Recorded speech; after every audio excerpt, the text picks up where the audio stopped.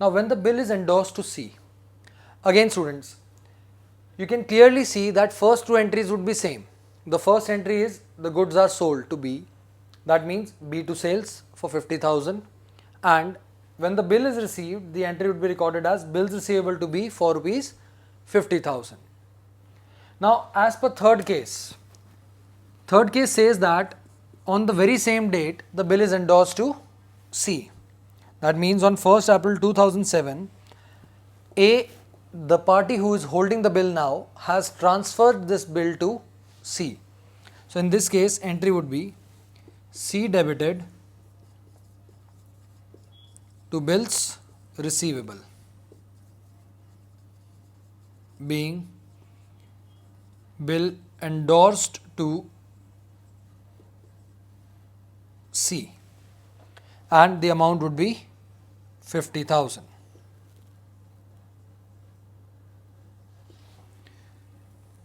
Again, coming to the date of maturity. On the date of maturity, this bill is held by C. So the payment would be received by C. Hence, no entry would be made in the books of A.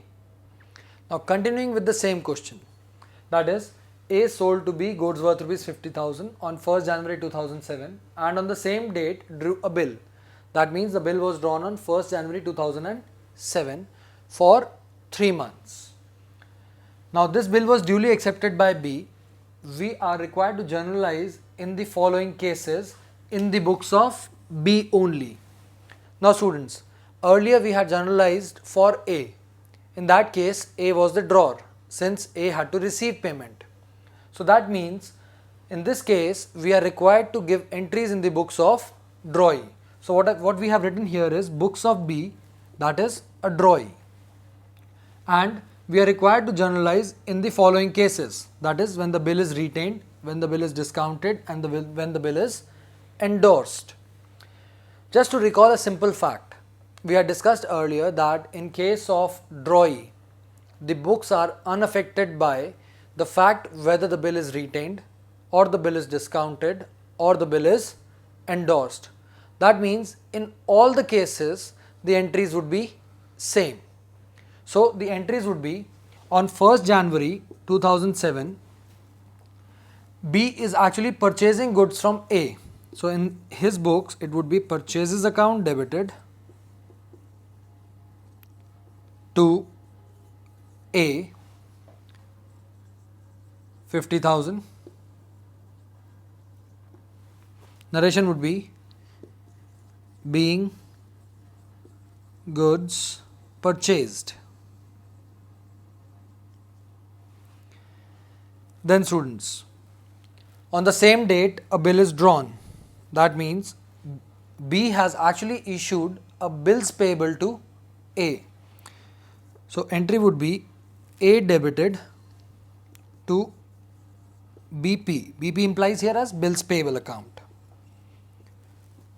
being bills payable issued.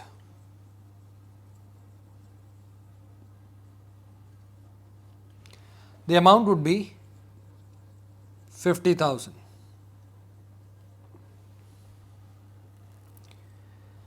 And lastly, on the date of maturity.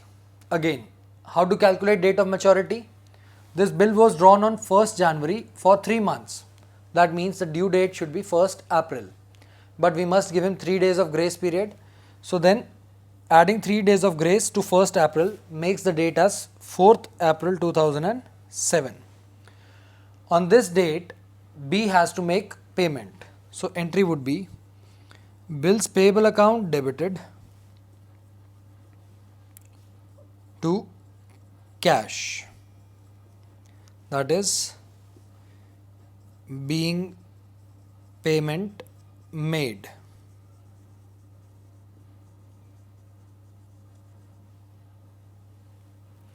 And the amount would be 50,000. So students, these 3 entries would be there in the books of drawee in all the cases, whether the bill is retained or discounted or endorsed.